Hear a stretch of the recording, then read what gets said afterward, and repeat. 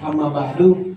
Alhamdulillah, ibu-ibu, bapak-bapak sekalian, pada kesempatan siang ini kita diberikan kesehatan oleh Allah Subhanahu wa taala sehingga kita bisa bersilaturahmi, bertaaruf dalam forum kita bersama ini. Pertama-tama tadi terima kasih nih kepada Ibu MC ya, Ibu Elia Cinta namanya ya. Cinta ya, Dr. Elia Cinta, dan tentunya juga saya ucapkan terima kasih nih kepada Pak Herwin ya Siap, alhamdulillah. Kita siang ini, dan tentunya ada satu hal yang saya perlu sebutkan juga dari awal ya, historis saya bertemu dengan relawan ini. Ada Dian ya, Bang Dian ini yang akhirnya membuka jaringan ini kepada kita semua ya. Alhamdulillah. Jadi kan kalau ada hadis itu menyatakan sama Uni Nur tidak bisa. Nih. Relita, mohon maaf. Ya, itu awal-awal kita ketemu ya, Bu Nur ya. Alhamdulillah, itu kan disebutkan ya, ini semua kita harus saling berterima kasih karena disebutkan dalam sebuah hadis ya yang menyatakan bahwa seseorang yang tidak berterima kasih kepada seorang ya yang menjadi perantara kebaikan bagi dirinya, maka dia tidak berterima kasih kepada Allah Subhanahu wa taala. Jadinya ketika kita mendapatkan kebaikan dari seseorang, kita harus jangan lupa gitu ya. Karena kalau kita nggak berterima kasih sama yang bersangkutan apapun dalam kehidupan kita sehari-hari gitu kan. Kalau kita tidak berterima kasih sama yang bersangkutan, berarti kita nggak berterima kasih kepada Allah Subhanallah. Jadinya dalam ajaran kita ini kan aspek hablum minallah ini selalu bergandengan tangan, berjalan bersama dengan hablum minannas gitu ya.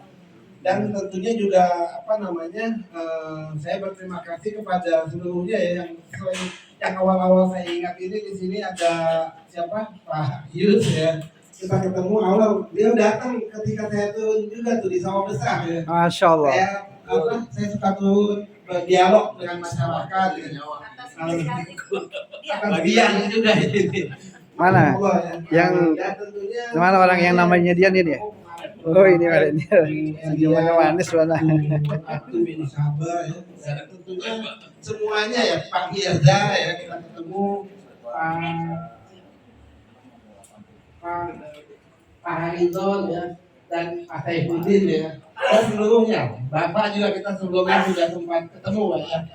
Jadinya mohon maaf mungkin saya nggak bisa menyebutkan secara detail satu persatu, tapi ini tidak mengurangi rasa hormat ya dan takzim saya kepada bapak-bapak sekalian ya dan ibu-ibu sekalian. Satu hal mungkin yang saya dengarkan dari tadi sambutan-sambutan ya bapak ibu sekalian.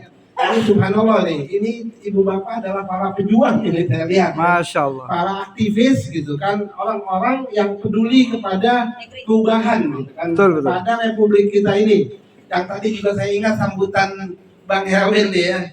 Apa sih yang membuat kita berkumpul gitu kan, subhanallah ya. Siang hari Sabtu, libur gitu kan. Kalau saya udah 5 hari capek terus ada ekstra lagi waktu gitu kan, apalagi sekarang masa-masa pencalekan. Tetapi ini semua kan kalau kita bukan karena cita-cita bersama kita gitu kan, untuk melihat Indonesia yang lebih baik gitu kan. Tentunya kita nggak ada waktu gitu. Tapi ini insya Allah, masya Allah, kita punya cita-cita bersama, kita semangat bersama, ingin melihat Indonesia tentunya yang lebih adil ya, yang lebih beradab gitu kan, yang lebih sejahtera, lebih maju tentunya ya, dan lebih memainkan peran dalam percaturan internasional. Dan tentunya yang paling penting diridhoi oleh Allah Subhanahu wa taala. Indonesia yang maju kalau nggak diridhoi oleh Allah Subhanahu wa taala ya buat apa gitu kan? Jadi negara sekuler dan lain sebagainya ya percuma juga kan, kita pengen nilai-nilai yang kita yakini tegak gitu kan. Karena konstitusi kita juga ketika menyatakan kemerdekaan itu kan atas rahmat Allah yang Maha Kuasa kan. Kita diberikan kemerdekaan. Tetapi perjalanannya kadang-kadang ada kelompok-kelompok yang ingin menjauhkan kita dari nilai-nilai kita ini gitu kan. Ini yang kita harus jaga karena Indonesia merdeka karena darah para syuhada gitu kan, karena Allahu Akbar dan lain sebagainya ya, para pejuang gitu kan. Tentunya ada ya kontribusi gitu kan dari kelompok non muslim, tapi tentunya yang mayoritas kalau kita mau fair adalah yang paling berjasa gitu kan. Nah ini kan kalau kita lihat ya amanah kemerdekaan itu kan, kemerdekaan disebutkan sebagai jembatan emas menuju masyarakat adil makmur gitu kan. Ini hanya jembatan. Nah ini sekarang kita sudah merdeka sekitar berapa ya, 78 tahun ya, baru di 17 Agustus. Tapi sejauh mana kan rakyat kebanyakan sudah menikmati kemerdekaan. Tentunya kita semua tahu gitu kan, ada 4 orang oligarki kekayaannya sama dengan 40% rakyat Indonesia, bayangin aja itu kan ya. 50 orangnya mungkin bisa 70%, 80% ya. Nah ini kita mempunyai ketimpangan sosial yang tinggi gitu. Sebetulnya reformasi 98 juga ingin mengkoreksi itu, tetapi pada akhirnya apa-apa yang kita cita-citakan belum berjalan juga gitu kan, melalui proses demokrasi ini. Nah ini jadinya sebuah proses yang terus ya. Kita sebetulnya ya dalam memperbaiki negara Republik kita ini ya ibaratnya kita nggak perlu revolusi gitu kan, berdarah-darah segala macam. Tetapi kita punya momen yang harus dioptimalkan gitu kan. Ya momen itu adalah momen pemilihan umum gitu kan. Nah ini kita bisa revolusi konstitusional namanya. Nah melalui konstitusi yang ada kita melakukan perubahan. Tapi ini perlu dibangun kesadaran, makanya peran ibu bapak semua di sini adalah memegang peranan sangat penting gitu kan. Karena rakyat kebanyakan kita kadang-kadang masuk angin gitu kan ya. Nah, ini yang membuat ini negara ini dipegang oleh oligarki gitu kan. Jadinya dikasihin uang, terus caleg-calegnya semua dikontrol oleh mereka gitu kan, presidennya juga dikontrol. Nah, ini yang menjadi persoalan ya. Tapi insya Allah kita berjuang bersama gitu kan. Apapun gitu kan, upaya kita tentunya itu ketika kita ingin berbuat sebuah kebaikan ya. Kita melihat kita bagian dari kekuatan amar ma'ruf nahi munkar gitu kan. Kita mau menegakkan amar ma'ruf dan mencegah kemungkaran, karena itu tentunya ada nilai tersendiri gitu kan di mata Allah Subhanahu wa Ta'ala. Tadi sempat diangkat masalah perjuangan tadi itu Ibu siapa ya, kalau kembali dulu nih mulai dari historis ya, historical Bu Aisyah gitu kan. Ini kan Indonesia tentunya mayoritas adalah orang Muslim gitu kan. Kalau kita belajar sejarah gitu kan, ini kan bangsa-bangsa Muslim dulu kita adalah hadidaya gitu kan. Pada masa misalkan setelah kelahiran Rasul gitu, beliau mengangkat masalah Sultan Fatih tadi kan.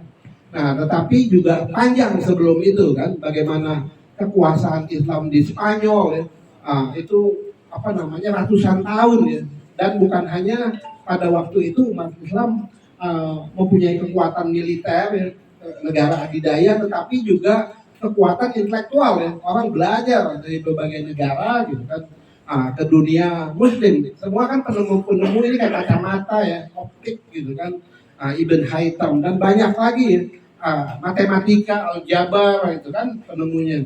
Dan terus kalau kita gali ya, ahli kesehatan ya, orang Barat itu kan banyak belajar gitu kan dari kita. Nah, insya Allah bagaimana Islam itu pada waktu itu merubah gitu kan, merubah bangsa Arab yang tadinya tidak kuat, ada dua kekuatan besar pada waktu itu menjadi kekuatan besar gitu kan.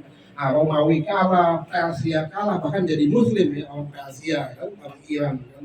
Nah, itu tentunya nggak mustahil ya Indonesia ini kalau politiknya kita benarkan gitu kan, tata kelola negara ini kita benarkan ya dengan nilai-nilai kita, ini Indonesia juga akan menjadi negara yang kuat gitu kan, negara yang kuat, maju, sejahtera gitu kan.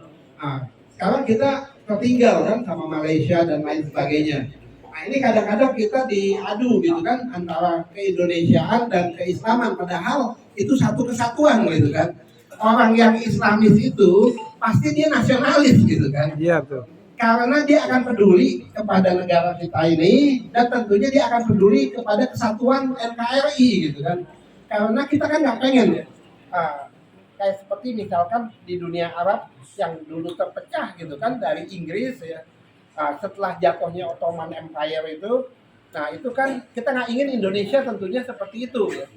Dan kita tentunya adalah orang yang paling peduli ya menjaga NKRI ini gitu. Ya jadinya kadang-kadang buzzer gitu kan mengangkat ya, memisahkan kan antara semangat keislaman kita dan keindonesiaan, padahal dia satu kesatuan kan.